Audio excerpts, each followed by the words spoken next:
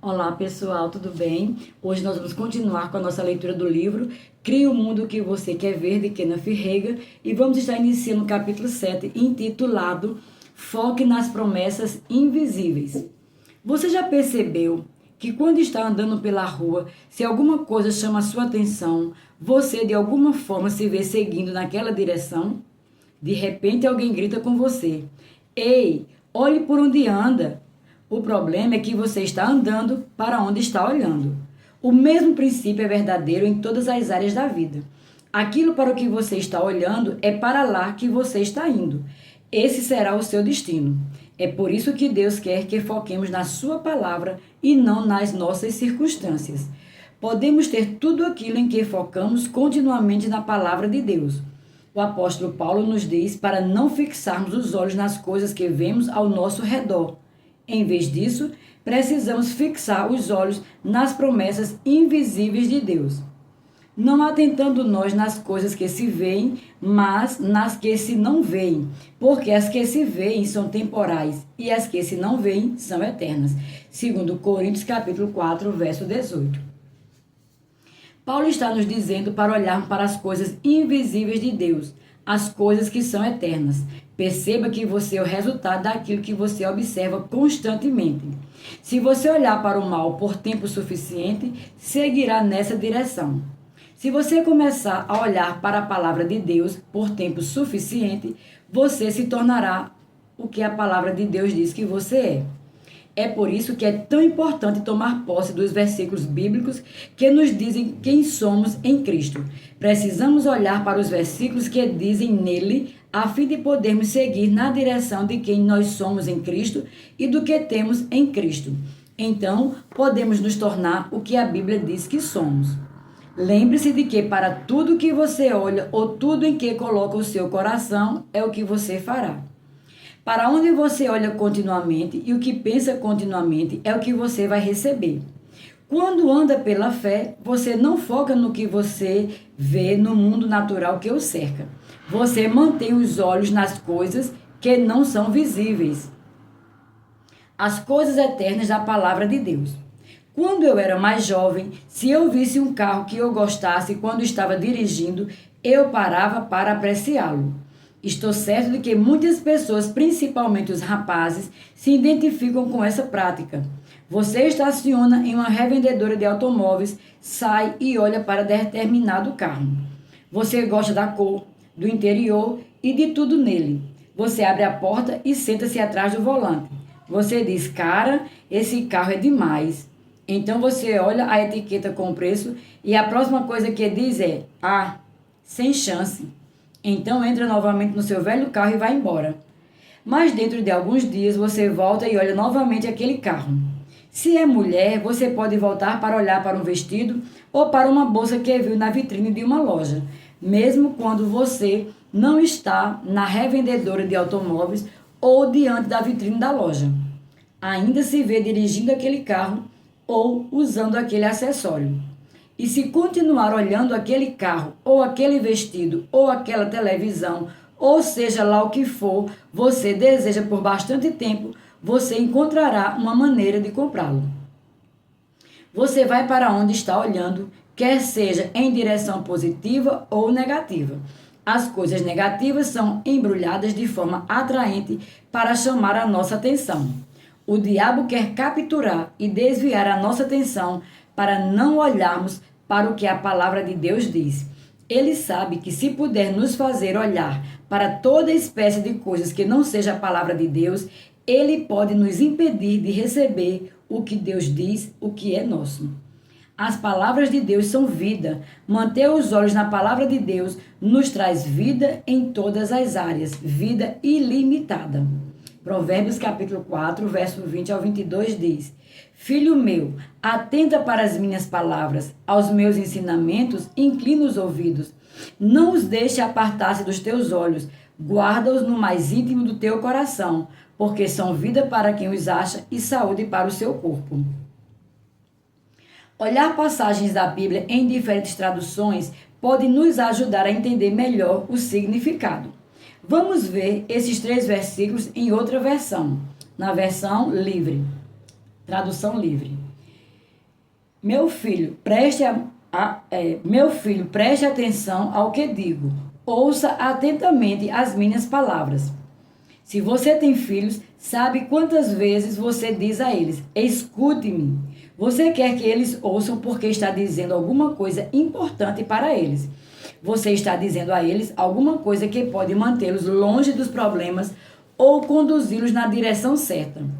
Se você é como eu, provavelmente também já disse isso. Você está ouvindo o que eu estou dizendo? E mais, você entende o que estou dizendo?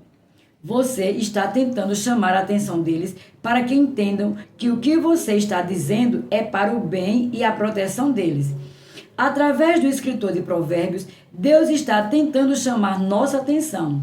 Ele está tentando deixar claro algo importante para nós. Meu filho, preste atenção.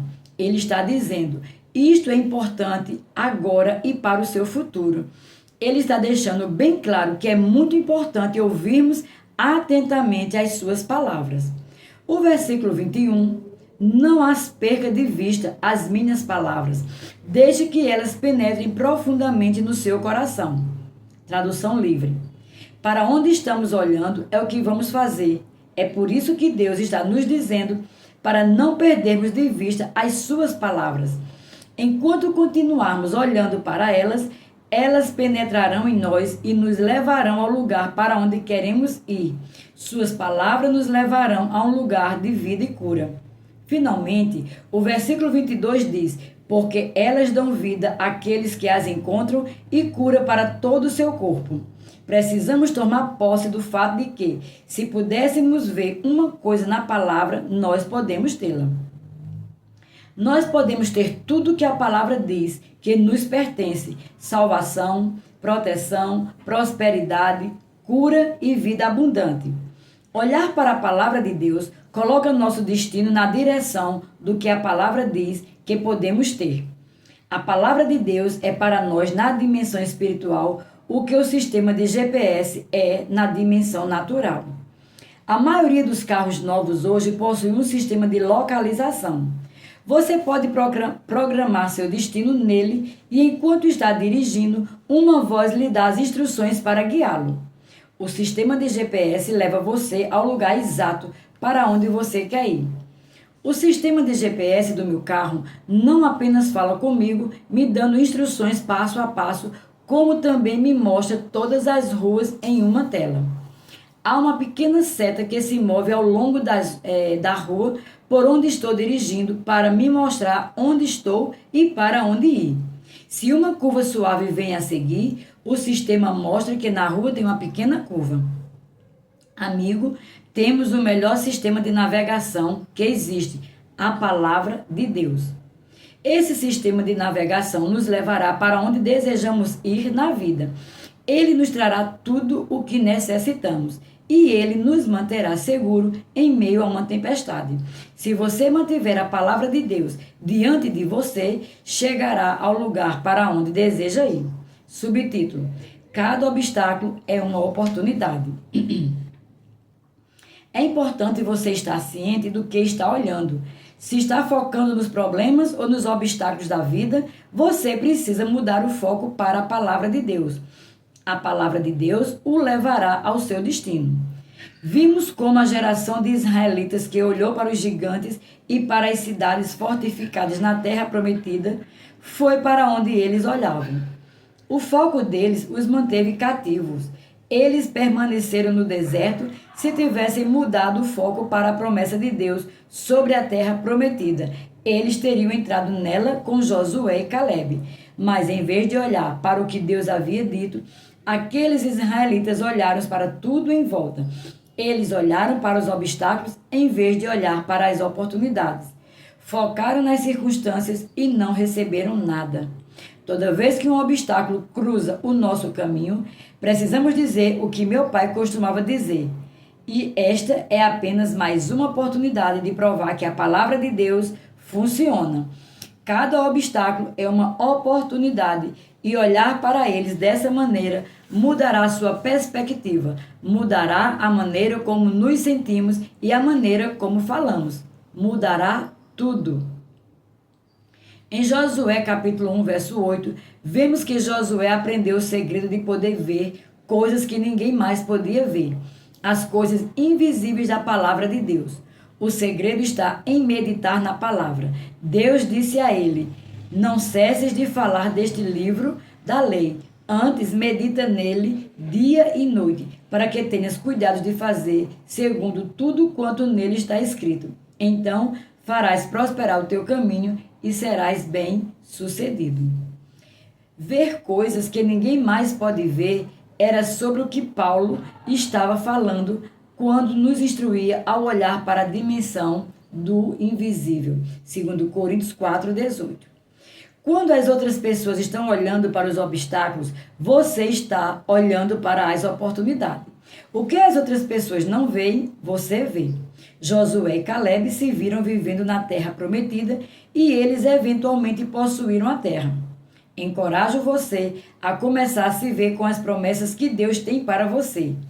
Ouvi meu pai dizer milhares de vezes: veja-se com o que você necessita. Veja-se curado. Veja-se sem falta alguma. Veja-se abençoado.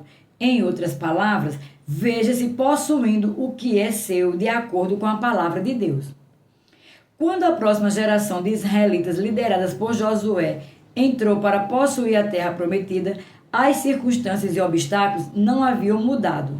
Ainda haviam gigantes na terra, ainda havia cidades fortificadas, mas esse novo grupo olhou para a palavra de Deus ditas a eles em vez de olhar para as circunstâncias. Quando os israelitas atravessaram o Rio Jordão, o primeiro obstáculo que eles enfrentaram foi a grande cidade murada de Jericó. Mas Deus disse a Josué que ele havia dado Jericó nas mãos deles. Josué capítulo 6, verso 1 e 2. Ora, Jericó estava rigorosamente fechada por causa dos filhos de Israel. Ninguém saía, ninguém entrava. Então disse o Senhor a Josué: olha, entreguei na tua mão Jericó, o seu rei e os seus valentes. Essa geração de israelitas ouviu as instruções de Deus e obedeceu a elas. Ele ordenou que marchassem ao redor da cidade uma vez por dia durante 6 dias. Então, no 7º dia, eles deveriam marchar ao redor da cidade 7 vezes e 7 sacerdotes deveriam tocar as trombetas. Quando o povo as ouvisse, eles deveriam gritar e as muralhas da cidade desmoronariam. Os israelitas olharam para o invisível que Deus havia lhes dito que aconteceria se obedecessem às suas instruções. Quando obedeceram, eles viram as muralhas da cidade desabarem. Então os israelitas entraram e tomaram posse da cidade. Versículo 3 a 10. Eles não viram aquela grande cidade murada como um obstáculo. Eles foram na oportunidade que Deus havia lhe dado, olhando para o invisível, e eles seguiram em frente para tomar a terra. Quando Caleb estava com 40 anos, Moisés prometeu a ele como herança toda a terra onde ele colocasse os pés. 45 anos depois, Caleb disse para Josué: agora, pois, dá-me este monte de que o Senhor falou naquele dia. Josué 14, verso 12. A montanha que ele queria estava cheia de gigantes, mas ele não focou nos gigantes. Em vez disso, olhou a oportunidade de possuir aquela bela montanha. Caleb olhou para todos os frutos que iam crescer ali e pensou no quanto seria bom construir sua casa com vista panorâmica para as planícies onde seus outros parentes estavam vivendo. Durante todos aqueles anos, Caleb havia meditado em ter sua montanha. Quando, anos perambulando pelo deserto com aquele grupo de pessoas incrédulas, não mudou seu modo de pensar ou a promessa invisível de Deus. Ele não desanimou, ele continuou olhando para a promessa o tempo todo. Ele viu a situação como Deus havia, e Deus deu a Caleb a sua montanha.